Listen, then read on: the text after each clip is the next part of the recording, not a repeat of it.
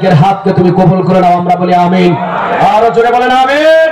তাহলে জান্নাতের সঠিক পথ আমরা বুকের ভিতরে নিয়ে রওনা দিই। আমিন। সরদার 30 নম্বর আয়াত, ইন্নাল্লাযীনা ক্বালু রাব্বুনাল্লাহ, নিশ্চয়ই যারা আমি আল্লাহকে রব হিসাবে মেনে নেবে, আল্লাহকে রব হিসাবে মেনে নাও মানে 30 পারা কোরআনটাকে বুকের ভিতরে ঠাই দেওয়া, ঠিক না ঠিক? আমরা কোরআনের পথের ভিতরে নিয়ে আল্লাহকে রব হিসাবে মেনে নিয়ে জান্নাতের পথে রওনা দিলাম।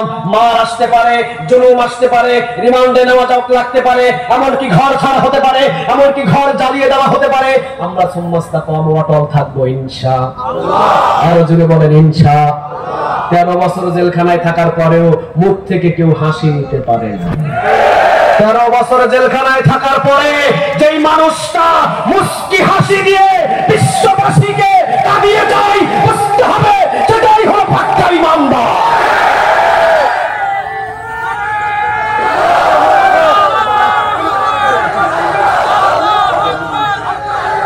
আল্লাহ তুমি কবুল করো। আরো জোরে চিৎকার দিয়ে বলেন আমিন। তাহলে কোরআন পার্লামেন্টে যাক, আমরা চাই কি চাই না? আরো জোরে বলেন চাই কি চাই না? বাংলাদেশের শুধু নামাজিরা যদি মসজিদে যা বলে, মসজিদ থেকে বাহির হয়ে যদি এই কোরআনের সঠিক পথে হাঁটতো, বহু আগে পার্লামেন্টে পৌঁছে যেত, ঠিক না ঠিক? যারা ভুল করেছেন আজ থেকে কোনো ভুল আমরা করব? আরো জোরে বলেন করব। কি হবে বেঁচে থেকে? কিভাবে বেঁচে থেকে অযথা বিদ্যা শিখেন যদি না গড়তে পারি শোষণবিহীন সমাজটাকে? কিভাবে বেঁচে থেকে অযথা বিদ্যা শিখেন যদি না গড়তে পারি শোষণবিহীন সমাজটাকে? কিভাবে বেঁচে থেকে, কিভাবে বেঁচে থেকে, কিভাবে ছাত্র যদি চমুকে সনদখানা যদি হয় বিদ্যালয়টা পতিতাদের আড্ডাখানা? কিভাবে ছাত্র সেজে চমুকে সনদখানা যদি হয় বিদ্যালয়টা পতিতাদের আড্ডাখানা?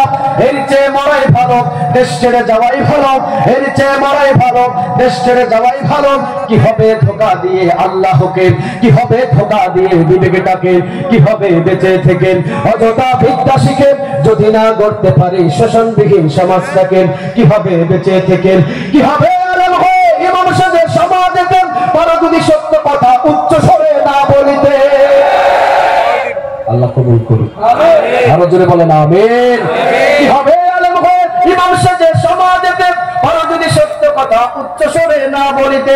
চাকরি ভয় করো যদি ছেড়ে দাও ওই না গদিন, চাকরি ভয় করো যদি ছেড়ে দাও ওই না গদিন। কি হবে ধোঁকা দিয়ে আল্লাহকে, কি হবে ধোঁকা দিয়ে আল্লাহকে?